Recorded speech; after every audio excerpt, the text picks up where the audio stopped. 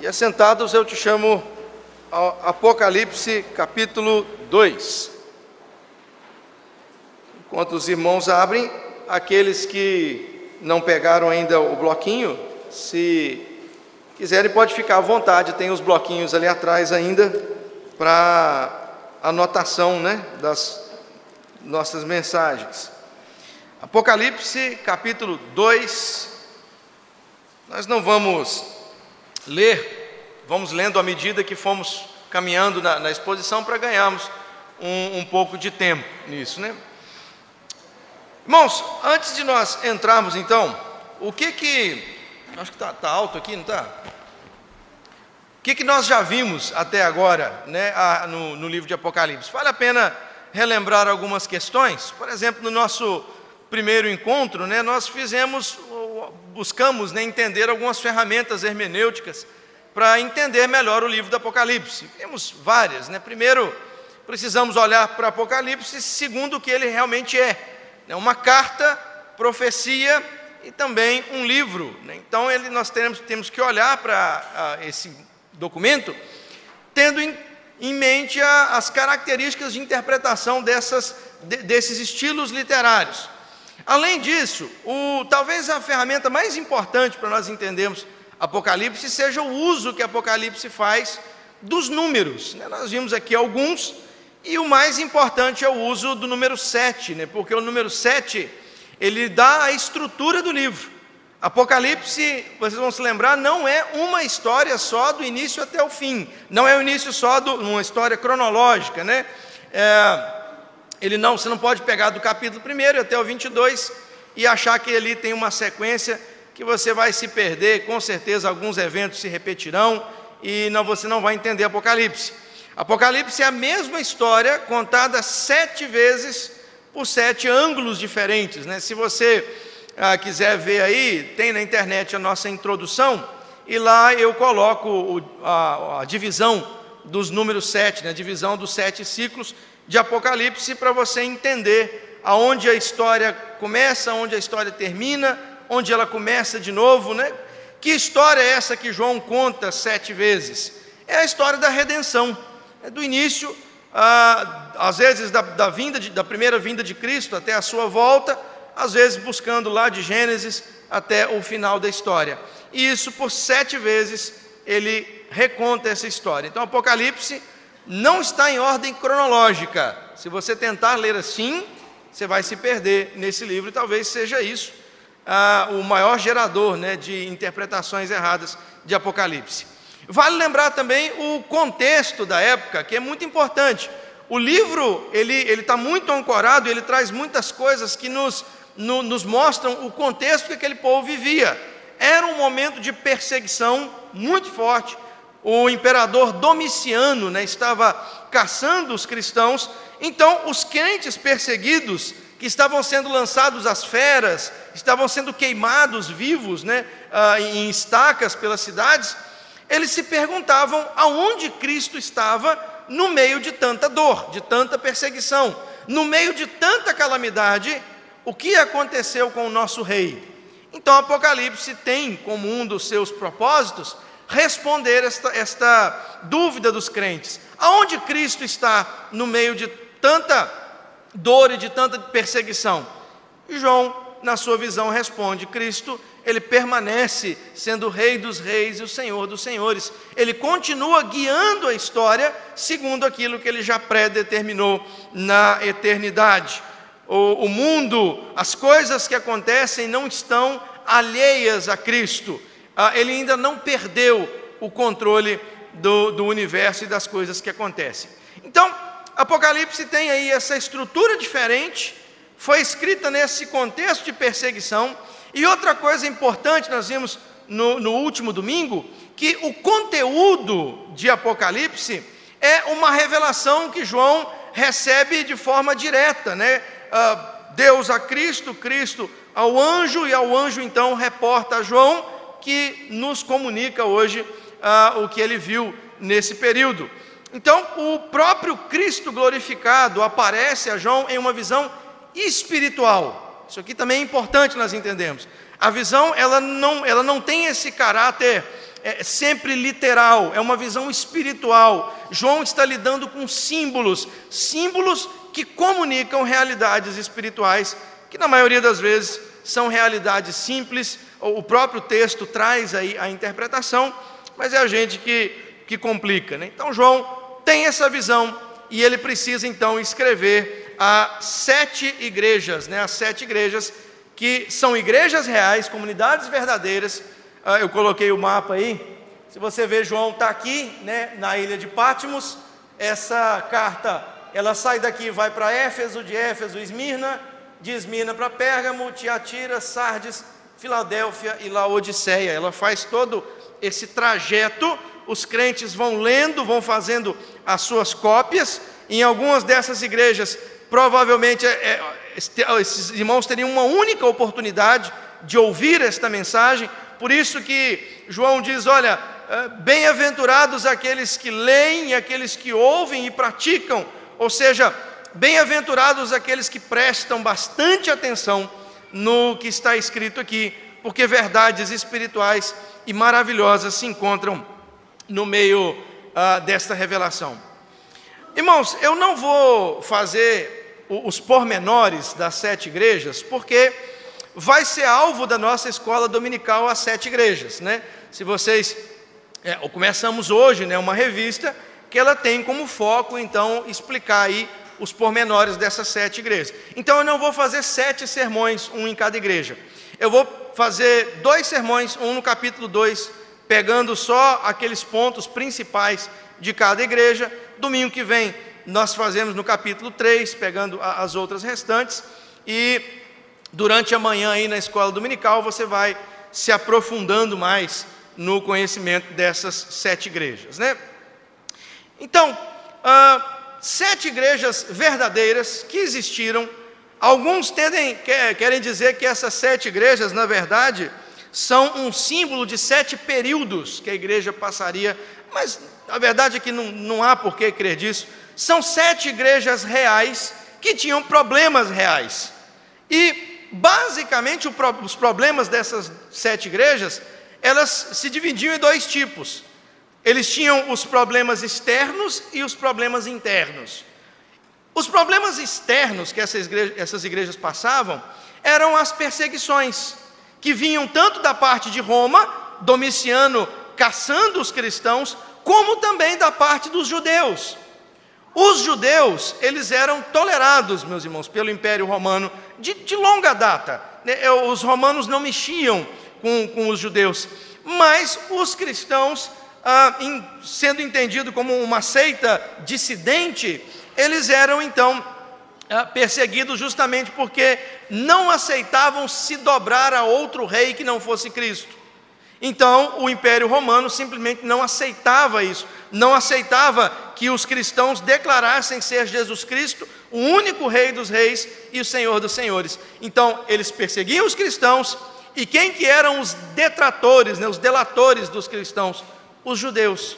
Às vezes os próprios judeus denunciavam os crentes para a polícia da época, né, para o império, para que eles fossem então presos e executados. Aquela perseguição que dura pouco tempo, né, mas é muito forte, e por Domiciano, ela tem a ajuda dos próprios judeus.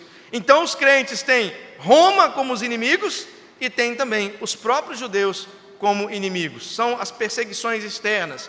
Mas havia também problemas internos dessas igrejas. Elas sofriam com algumas questões, e principalmente com a fraqueza doutrinária.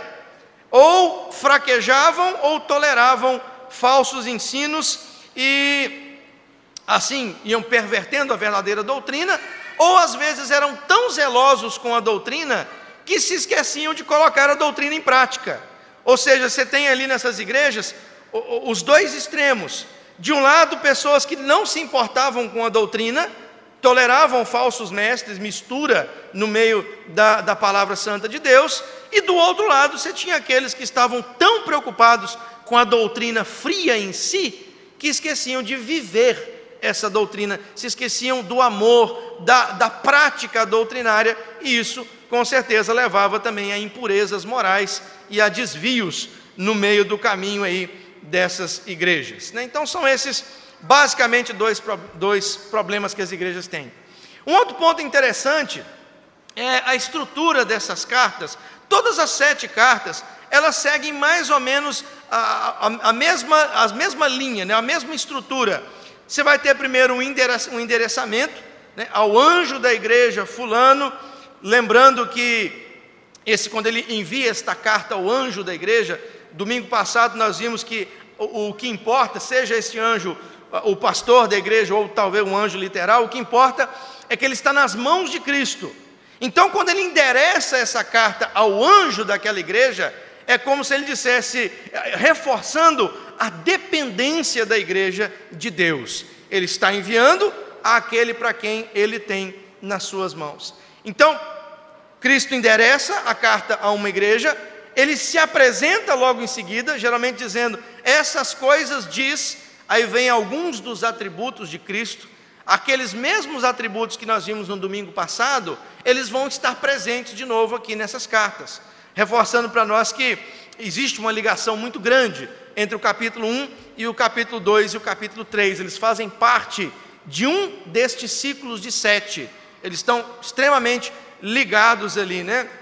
E é interessante, eu pus ali, quando Cristo se apresenta dizendo, estas coisas diz, isso lembra muito o assim diz o Senhor do Antigo Testamento, é uma palavra de autoridade, é uma palavra que tem peso, é o próprio Cristo conversando e repreendendo, elogiando a sua igreja. Então você tem um endereçamento, você tem uma apresentação, logo em seguida vem um elogio ou uma crítica, 2 igrejas ali vão receber só elogios, uma vai receber só crítica, e as outras vão receber tanto críticas quanto elogios, né? Vão estar as duas. E termina então com um chamado ao arrependimento, ou seja, por meio de uma ameaça à disciplina da igreja, ou por meio de uma recompensa para aqueles que se tornarem fiéis. Todas as 7 cartas, as 7 igrejas, vão seguir esse mesmo padrão: endereçamento, apresentação, elogio ou crítica, e um chamado ao arrependimento. Um outro ponto interessante, antes de entrar no texto, eu não sei se os irmãos já perceberam, existe uma estrutura muito interessante, e essa estrutura fala algo para nós nessas cartas, porque se você perceber, o formato como essas cartas estão enviadas, né, a ordem dessas cartas, ela monta um quadro. Eu coloquei o desenho aí. Se você vê, por exemplo, a igreja de Éfeso e a de Laodiceia, a primeira e a última, eu coloquei em vermelhinho, porque elas são as piores das igrejas, são as que têm mais problemas, elas estão ali no início e estão no fim. A igreja de Esmirna e de Filadélfia são as únicas que não recebem repreendas, e elas estão, a de Esmirna logo depois de Éfeso, e a de Filadélfia logo antes de Laodiceia. E no meio ali são as igrejas que receberam tanto elogios quanto críticas, meus irmãos. Isso não está aí à toa, né? Existe uma beleza literária. João está construindo um quadro. Nota que a moldura do quadro são as 2 piores igrejas. Lá no centro tem igrejas cheias de problemas, e orbitando essas igrejas cheias de problemas estão ali as igrejas fiéis. O que esse quadro nos diz, meus irmãos? Nos diz, está montando a ideia de que a igreja, ela se encontra em más condições. As igrejas piores, elas formam a moldura do quadro. As igrejas fiéis estão tipo assim, empurradas para o meio, só que lá no meio também tem então as igrejas ruins. Não foi à toa que João escreveu isso. Isso é a beleza literária, é João construindo por meio de imagens uma mensagem para nós, a mensagem de que a igreja se encontra em más condições, meus irmãos, e que é necessário um despertar para a situação das igrejas. Essas cartas em número 7, né, 7 igrejas, eu já falei para os irmãos antes, o 7 traz essa ideia de completude. Então, quando se envia a carta a 7 igrejas, embora sejam igrejas reais, o que Cristo está dizendo que isso aqui é uma figura da igreja universal, da igreja no mundo todo. E o quadro pintado da igreja no mundo todo, a igreja universal, é um quadro crítico. É um quadro que inspira realmente, acende um alerta. Esse quadro não é bonito. A igreja, ela está em más condições. Até mesmo as igrejas fiéis, elas orbitam no meio de igrejas menos fiéis e até mesmo igrejas apóstatas, né? É um pequeno vislumbre de coisas que virão para frente. Apocalipse sempre vai mostrar isso, que a igreja há de padecer e muito. E nós ainda receberemos, meus irmãos, golpes duríssimos durante o período da igreja. Ela vem recebendo golpes desde o tempo desta carta às 7 igrejas, mas coisas ainda virão. Nós precisamos nos preparar. O quadro não é bonito, o quadro é duro. As perseguições, a dificuldade de ser cristão tende a ser cada vez mais forte, né? Se você está com o seu bloquinho ou com a sua risca na sua Bíblia aí, esse quadro ele é muito interessante, ele é muito bonito. Ele demonstra que a Bíblia não é um livro que deve ser lido de qualquer maneira.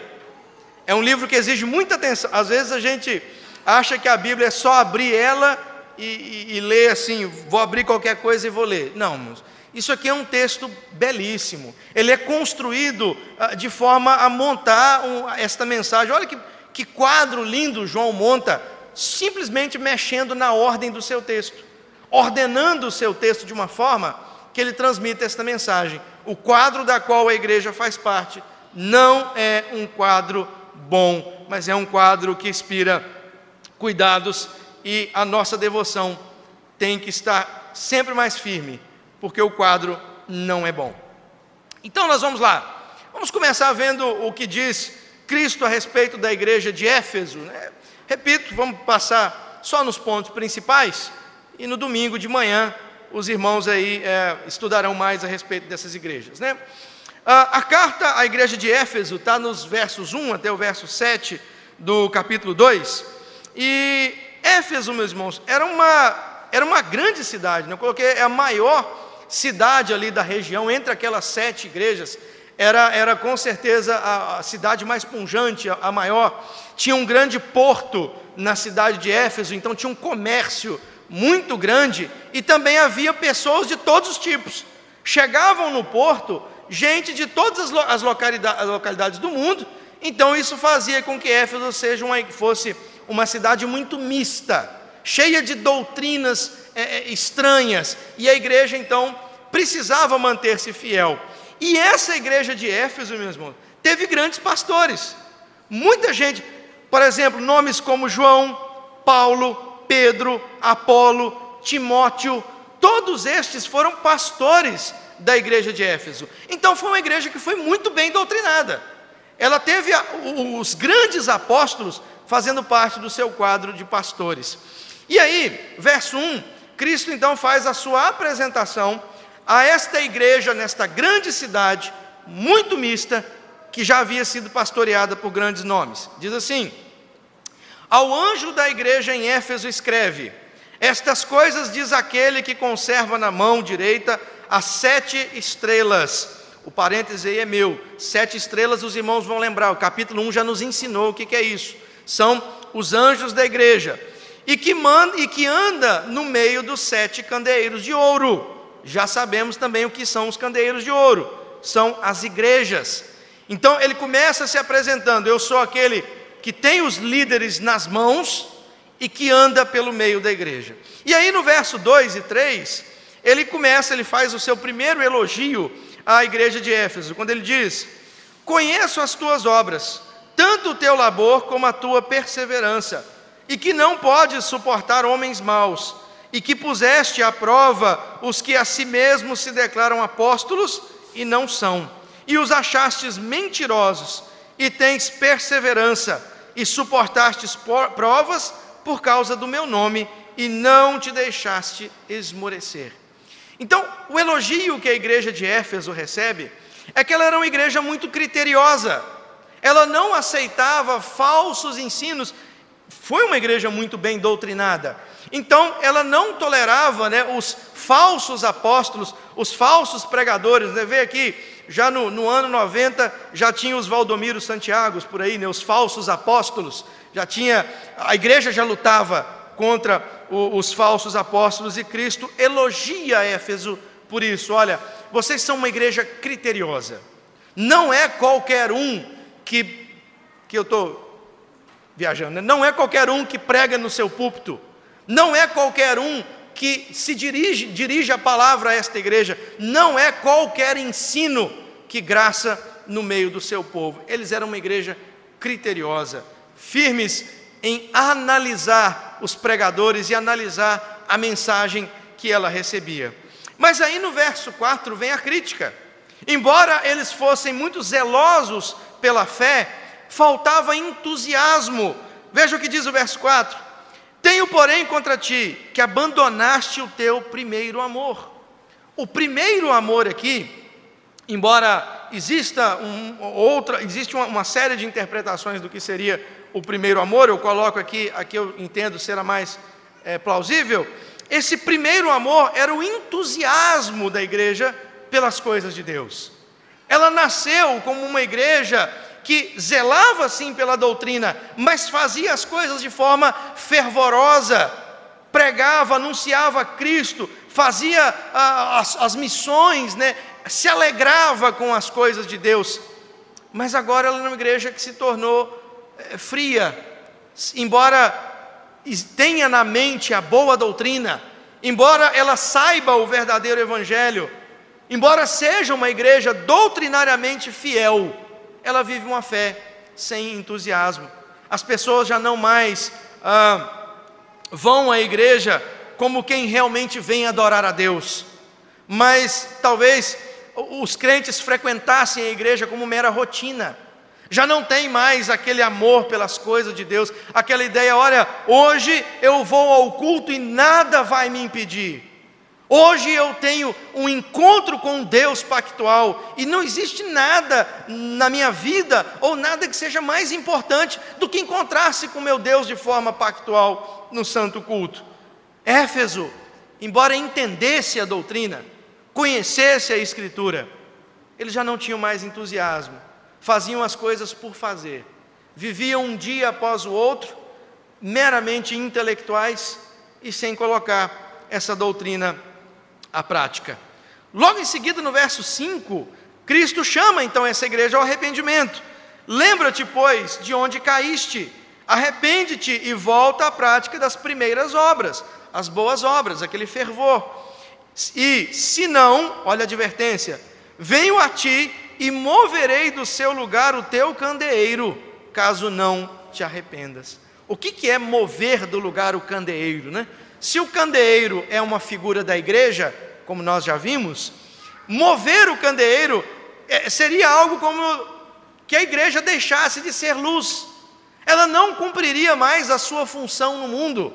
Ela permaneceria, talvez, esta igreja de fachada, que não traz mais resultados, que não prega mais a palavra, que transformava-se num clube onde as pessoas simplesmente iam, faziam a série dos seus rituais, mas não eram luz no mundo, não cumpriam mais o seu papel de iluminar a mente dos homens, e então iluminando a mente, iluminar também o caminho das pessoas. É uma advertência muito dura. Cristo diz: volte ao primeiro amor, senão vocês deixarão de ser igreja, perderão o seu papel no mundo, e não mais serão candeeiros de ouro diante do Deus Todo-Poderoso, perderão a sua função. E aí no verso 6 vem o segundo elogio: tens contudo a teu favor que odeia as obras dos nicolaítas, os quais eu também odeio. Então Éfeso recebe esse elogio de ser uma igreja criteriosa, e também recebe o elogio porque não aceita a doutrina dos nicolaítas. Quem são os nicolaítas, meus irmãos? E aí entra uma grande questão. A verdade é que nós não sabemos muito bem quem são os nicolaítas, né? Nós temos alguma coisa da doutrina deles explicado aqui, que nos leva a crer que os nicolaítas eram libertinos, como aqueles que Paulo luta lá em Filipenses, né? Eram libertinos, gente que estava pegando a graça e dizendo: já que eu sou salvo pela graça, eu vou viver como eu quiser e vou viver os pecados e os prazeres da carne, né? Há duas, eu coloquei aqui duas interpretações das principais, né, de quem seriam esses nicolaítas. Há quem diga que eles eram seguidores de um diácono da igreja. Se você abrir Atos 6, no verso 5, lá, dentre o nome dos 7 diáconos que foram eleitos, havia um que se chamava Nicolau.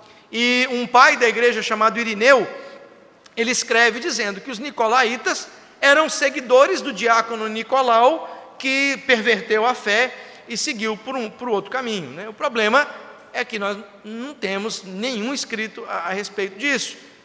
A segunda interpretação, que talvez seja a mais coerente, é que era um grupo de falsos mestres que estavam pregando uma salvação pela graça cheia de pecado, vamos dizer assim. Você é salvo pela graça, viva da forma que você quiser, não precisa se importar tanto com a moral, com a ética, em seguir mandamentos, isso tudo acabou. É mais provável que os nicolaítas fossem esse tipo de gente. Era um grupo de falsos mestres. Se é Nicolau ou não, a verdade é que nós não temos a informação a respeito disso. Mas no verso 7, vem a recompensa, caso esses crentes mudem a sua vida. Quem tem ouvidos, ouça o que o Espírito diz às igrejas. Aqui tem um eco muito grande de Ezequiel, de Daniel, né? Tem um eco dessas palavras. Ao vencedor, dar-lhes-ei que se alimente da árvore da vida, que se encontra no paraíso de Deus, né? Então, a promessa, caso essa igreja retornasse ao primeiro amor, é que ela teria a vida eterna. O que é esta árvore da vida que se encontra no paraíso, né? Ela vai aparecer bem mais para frente. Quando chegar lá, nós vamos tocar nesse assunto de novo. Por enquanto, o que importa para nós é que, se a igreja de Éfeso retornasse ao primeiro amor, mantivesse firme na sua doutrina, mas colocasse essa doutrina em prática, eles receberiam então uma promessa de vida eterna. A segunda igreja, a segunda carta que Cristo envia, é para a igreja de Esmirna, que é a única dessas cidades aí que existe até o dia de hoje, né? As outras nós só temos ruínas. Onde era Esmirna é hoje a cidade de Esmir. Então ela existe ali até hoje. Uma cidade portuária, também com um comércio muito forte, e tinha muitos judeus que moravam em Esmirna.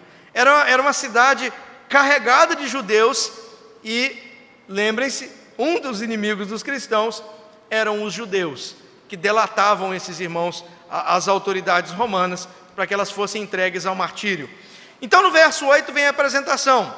Ao anjo da igreja em Esmirna escreve: estas coisas diz o primeiro e o último, que esteve morto e tornou a viver. Essa designação também está na visão do capítulo 1. Os irmãos, prestem atenção nisso, todas essas designações, elas estão lá no capítulo 1. Jesus se apresenta aqui como um sofredor, né? Aquele que esteve morto, mas que voltou a viver. Ele está se identificando com essa igreja que sofre tanto, como nós vamos ver para frente. Quem são os perseguidores dessa igreja? Verso 9: conheço a tua tribulação, a tua pobreza, mas tu és rico, e a blasfêmia dos que a si mesmo se declaram judeus e não são, sendo antes sinagoga de Satanás. Então, os grandes perseguidores aqui, por meio de Roma, eram os próprios judeus. Eram eles que denunciavam os cristãos que se reuniam em secreto, faziam as suas assembleias, e eles eram então denunciados às autoridades para serem presos e mortos. E é interessante que Cristo descreve, né, a blasfêmia dos que a si mesmos se declaram judeus. É como se ele dissesse: olha, blasfêmia é um insulto, meus irmãos, que ele é reservado a Deus. O único que recebe uma blasfêmia é Deus. Quem blasfema é o homem, mas eu não blasfemo contra outro homem, eu só blasfemo contra Deus. E Cristo está dizendo aqui: olha, quando você está mexendo com a igreja, quando você está atacando a igreja, você está cometendo blasfêmia, porque você está atacando o próprio Deus que anda no meio dos candeeiros. O próprio Cristo se sente ofendido, o próprio Cristo sente a dor. Por isso ele diz: olha, esses que contendem contra vocês cometem blasfêmia.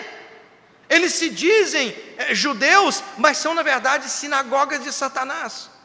Lógico, não era uma sinagoga literal, né, que era erguida a Satanás ali naquela cidade, mas era a ideia de que o ajuntamento dos judeus para perseguirem os cristãos fazia deles agentes do diabo.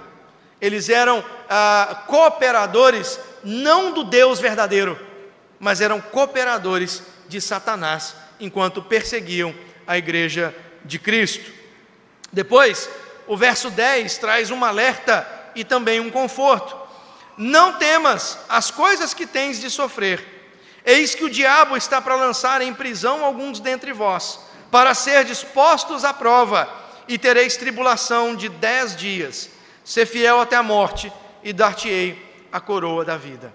Então note, é interessante que o que o diabo viria fazer ali, ele não viria tentar, mas ele viria pôr à prova. Ou seja, o diabo na igreja de Esmirna seria como que um instrumento de Deus para a purificação daquele povo.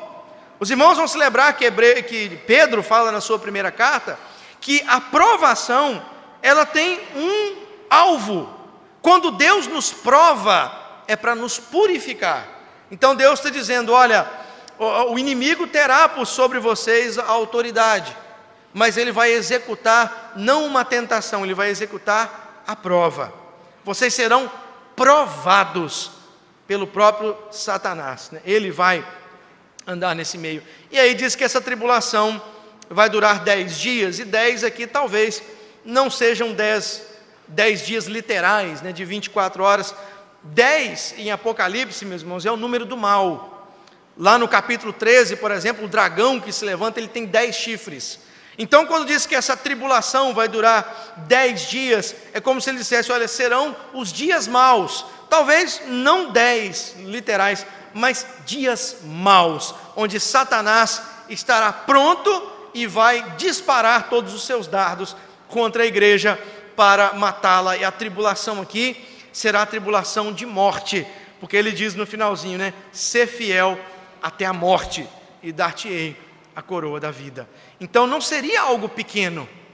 Além de ser o próprio inimigo, montado aí no número 10, que significa maligno, ele iria provar a igreja, e provar com morte, com sangue, se fosse preciso. Mas haveria uma recompensa para esta igreja. Verso 11: quem tem ouvidos, ouça o que o Espírito diz às igrejas.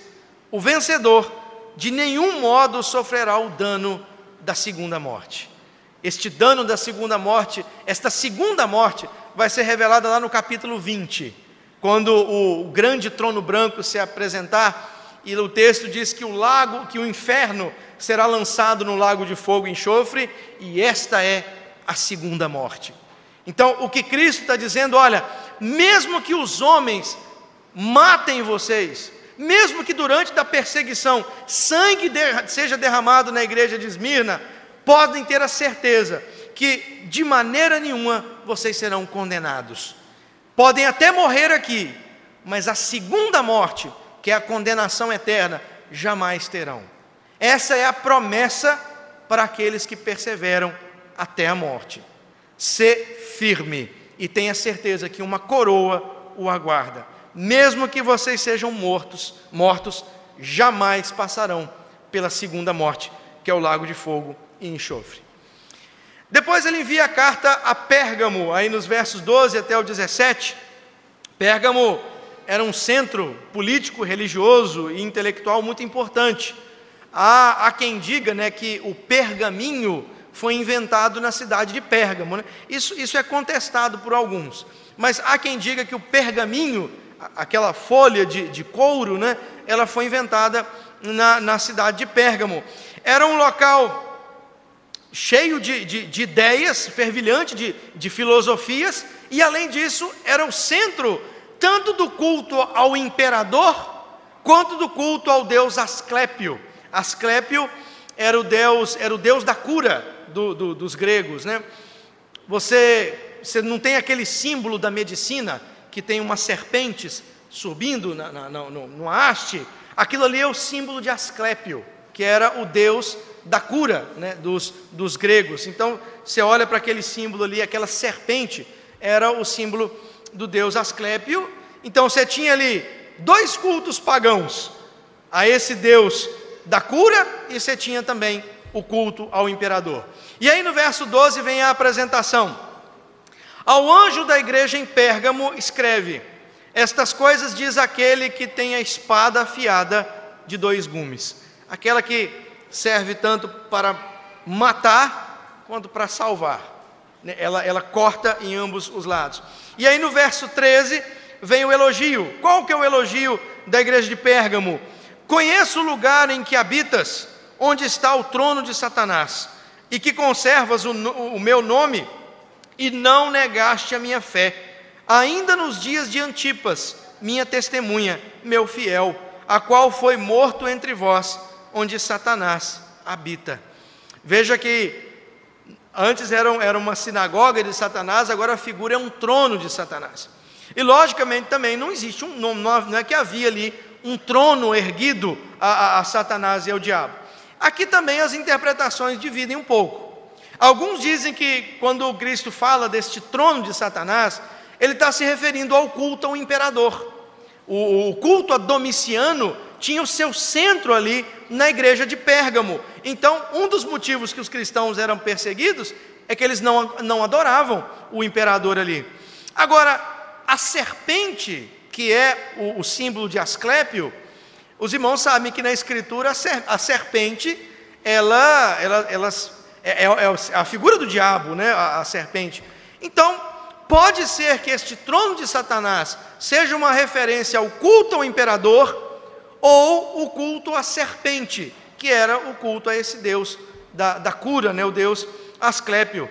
Mas este povo se recusava, e por se recusar a dobrar-se a esses cultos pagãos, já tinha gente morrendo.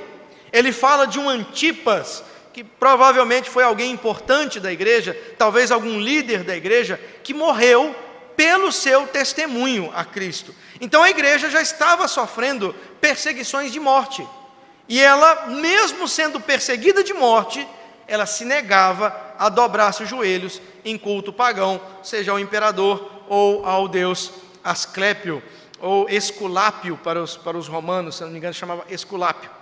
E aí nos versos 14 e 15, nós temos as críticas. O que acontecia em Pérgamo que Jesus Cristo critica? Tenho, todavia, contra ti algumas coisas, pois que tens aí os que sustentam a doutrina de Balaão, o qual ensinava a Balaque a armar ciladas diante dos filhos de Israel, para comerem coisas sacrificadas aos ídolos e praticarem a prostituição. Outro sim, também tu tens os que da mesma forma sustentam a doutrina dos nicolaítas, né? Então, você tinha na igreja de Pérgamo uma grande mistura. Havia, quando ele chama aqui esta ideia de Balaão, ele está focando na questão da idolatria, né, de dobrar-se diante de outros deuses. E além de dobrar-se a outros deuses, a doutrina dos nicolaítas, que era uma doutrina libertina, também estava na igreja.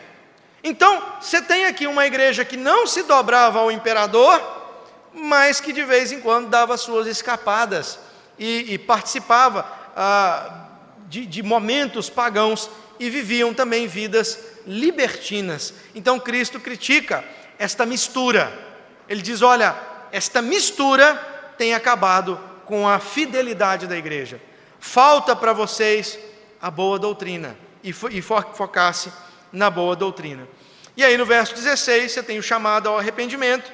Portanto, arrepende-te, e se não, venho a ti sem demora, o próprio Cristo vindo, e contra eles pelejarei com a espada da minha boca. Tem uma ameaça seríssima em volta aqui também, né? O próprio Cristo, ele iria contender contra os crentes se eles continuassem a aceitar no seu meio falsos mestres. Se eles continuassem a aceitar no púlpito da sua igreja pregadores falsos, eles seriam então alvo da ira de Cristo. O próprio Jesus contenderia contra essa igreja, meus irmãos. Isso aqui mostra para nós a importância da disciplina na igreja, não é? A igreja ali era muito misturada. Eles estavam aceitando não crentes, estavam aceitando pessoas que talvez até faziam parte do rol de membros da igreja, mas que não se portavam como crentes verdadeiros, misturavam a sua doutrina com outras coisas e assim incorriam no erro. Verso 17, vem então a recompensa. Quem tem ouvidos, ouça o que o Espírito diz às igrejas. Ao vencedor, dar-lhe-ei do maná escondido, bem como lhe darei uma pedrinha branca, e sobre essa pedrinha escrito um nome novo, o qual ninguém conhece, exceto aquele que o recebe. Então, se eles afastassem os falsos mestres, o próprio Cristo, essa ideia do maná escondido, é como se ele dissesse: em vez de guerra, eu darei a vocês sustento, eu vou sustentar essa igreja firme. Abandonem os falsos mestres, que no final vocês terão uma pedrinha branca com um novo nome, né? O que é essa pedrinha branca com um novo nome? Provavelmente, meus irmãos, é um símbolo da autoridade que esses crentes têm no novo céu e na nova terra. Mais à frente, este símbolo aqui, ele vai ficar um pouco mais nítido. Por enquanto, vocês vão estudar domingo de manhã e também, talvez a revista vai firmar mais. Mas ele é um símbolo da autoridade que os crentes terão, os crentes fiéis terão, então, no novo céu e na nova terra. E aí, por último, nós vemos a carta a Tiatira, versos 18 até 19, né? Tiatira era talvez a menor da cidade, a de menos importância das 7 cidades. Por isso a gente sabe muito pouco a respeito dela. O que a gente sabe é que também tinha um centro comercial muito rico, e era uma igreja era uma cidade onde havia várias associações comerciais. E cada associação comercial tinha um deus, né? Você, para fazer parte dessa associação, você adorava este deus, né? Então, Lídia, aquela vendedora de púrpura, lá em Atos 16, diz que ela era da cidade de Tiatira. Havia um comércio muito pujante e muito forte nessa cidade. O verso 18 vem a apresentação. Ao anjo da igreja em Tiatira escreve: estas coisas diz o Filho de Deus, que tem os olhos como chama de fogo e os pés semelhantes ao bronze polido, né? Olhos que veem tudo, atravessam tudo, e os pés que estão prontos para exercer juízo. E aí no verso 19 vem o elogio, né? Qual que é o elogio dessa igreja? Conheço as tuas obras, o teu amor, a tua fé, o teu serviço, a tua perseverança e as tuas últimas obras, mais numerosas do que as primeiras.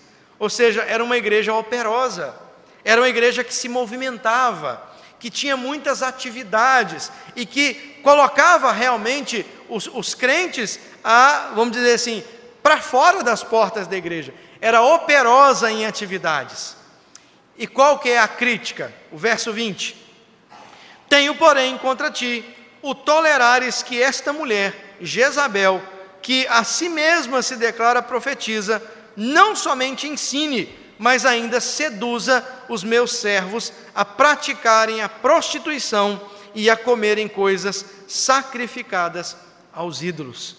Então era uma igreja que se movimentava muito, que tinha muitas atividades, mas que se descuidava da doutrina. E com o descuidar da doutrina, falsos mestres invadiram. Essa Jezabel talvez não seja uma pessoa, talvez faça referência a um grupo de pessoas, né? A um grupo de libertinos que pregavam ali doutrinas místicas.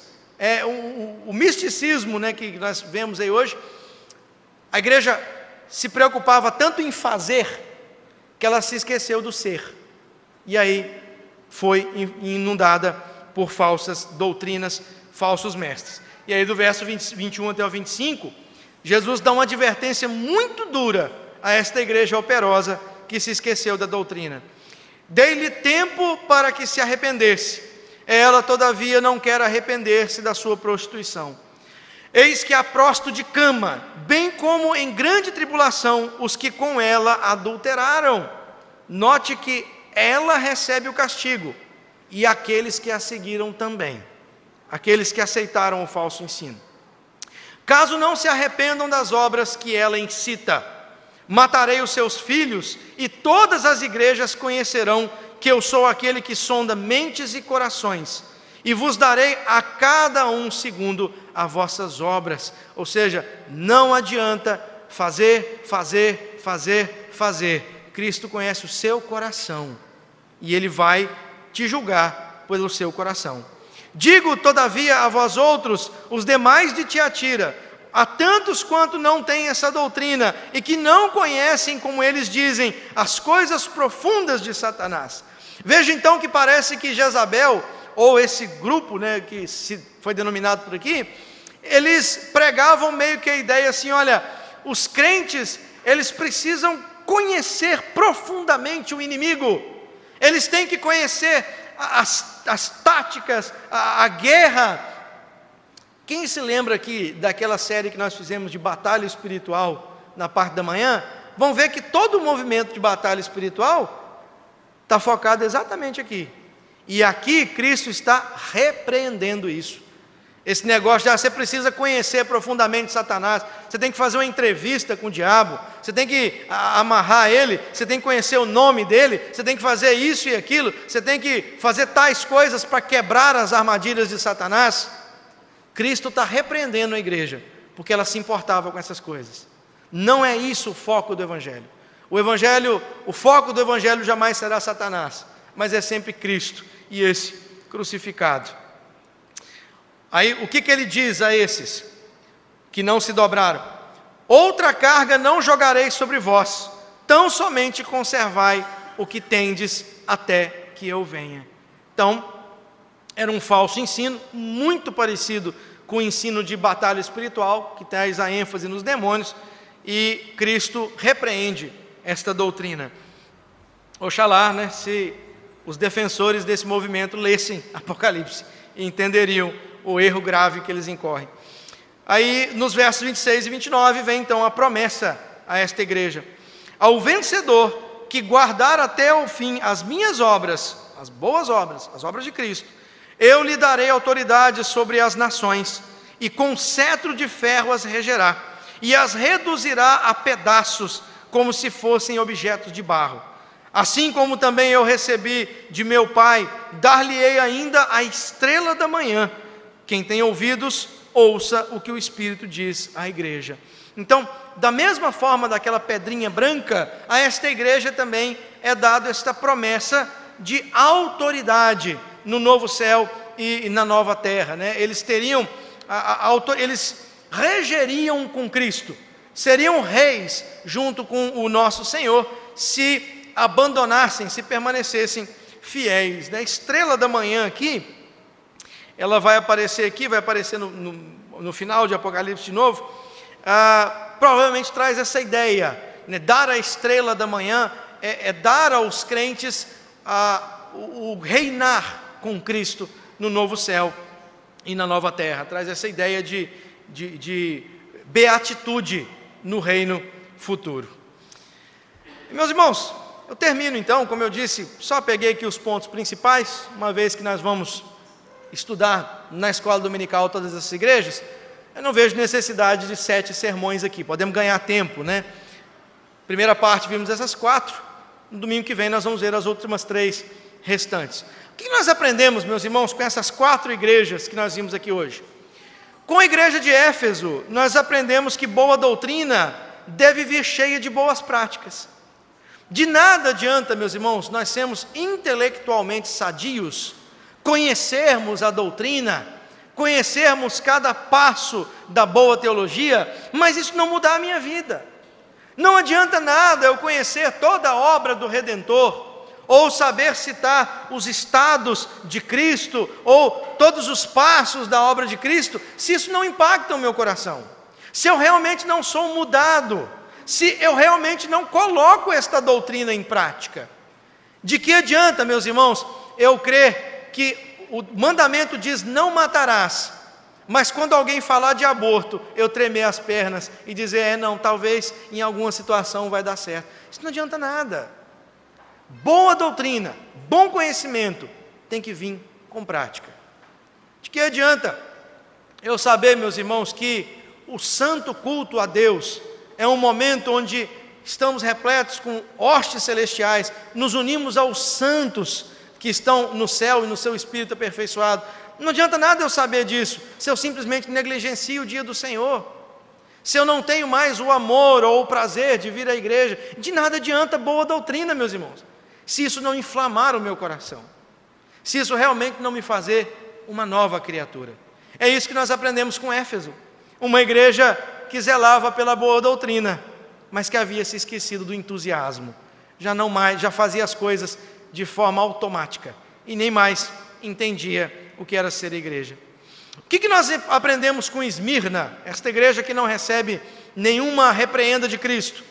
Aprendemos que o que importa é sermos fiéis, independente de onde caminhamos, independente de onde o mundo vá, das coisas que o mundo tenta nos dizer, aonde as leis caminharem, aonde as coisas dos homens nos levarem, não interessa nada. O que se requer dos dispenseiros é que cada um deles seja encontrado fiel. É isso que nós aprendemos com Esmirna, uma igreja que sofria, que estava no meio das perseguições e do perigo de morte, mas que manteve-se fiel na sua confissão e manteve-se firme, até mesmo como consequência da morte. O que nós aprendemos com a igreja de Pérgamo? Não devemos tolerar, meus irmãos, um evangelho misto, porque qualquer evangelho que vem misturado com outras coisas é um falso evangelho. Qualquer evangelho que tenha uma vírgula ou um tio modificado é um falso evangelho. E o falso evangelho leva apenas à condenação. Ele não nos leva para mais perto de Deus, nos leva para mais longe. Por isso, meus irmãos, nós sempre insistimos na simplicidade das coisas, em fazermos tudo com singeleza, zelarmos pela boa doutrina e deixarmos as grandes inovações lá fora. Não precisamos de grandes inovações, nós precisamos adorar a Cristo em espírito e em verdade, de forma singela, simples, de coração e entregue como um verdadeiro sacrifício vivo, que é o culto racional. O que nós aprendemos com a igreja de Tiatira? Aprendemos que a prática sem doutrina não vale a salvação, meus irmãos. É uma pena que muitas igrejas hoje encham-se de atividades, e atividade em cima de atividade, fazer coisa, e doar isso, doar aquilo, e fazer aquilo, e reunir-se naquele outro, mas isso não compra a salvação. Não é esse o principal papel da igreja. Não estou dizendo que não deve ser feito, mas nós não devemos colocar aí a nossa esperança. Talvez, meus irmãos, seja a época e o tempo de nós pisarmos no freio um pouco e reavaliarmos as nossas atividades. Será que o que nós temos feito realmente glorifica a Deus? Ou será que simplesmente glorifica os nossos corações, que são cheios de soberba, que são cheios de sentimentos ruins, que são estimados demais e desesperadamente corruptos? Prática sem doutrina não leva também a nada. Não compramos a salvação com as nossas atividades. Não anunciamos Cristo com meras atividades. Anunciamos Cristo com a pregação da palavra. Anunciamos Cristo com o anúncio do evangelho verdadeiro. Anunciamos e fazemos a vontade de Deus quando somos fiéis até a morte, sempre em cima de Cristo. É bom nós reavaliarmos isso, meus irmãos. É bom nós colocarmos a nossa cabeça no travesseiro e dizer, olha, será que eu não tenho simplesmente correndo atrás do ativismo? Será que eu não tenho achado que as muitas atividades vão comprar mérito diante de Deus? Não vão. Qualquer atividade, meus irmãos, da igreja, que não tenha como centro a palavra de Deus e Cristo Jesus, ela está fadada a ser uma mera atividade, um mero ativismo. Faz bom, é isso que nós aprendemos com Tiatira. Prática sem doutrina não vale a salvação. e, ao contrário, pode condenar, pode nos levar a sermos repreensíveis diante do Deus vivo. Domingo que vem nós vamos então falar a respeito das outras 3 igrejas que faltam, e aí entraremos num novo ciclo de Apocalipse. A história vai ser recontada de novo e outros símbolos aparecerão, né? Por enquanto, vamos colocar de pé, vamos orar, encerrando este nosso momento.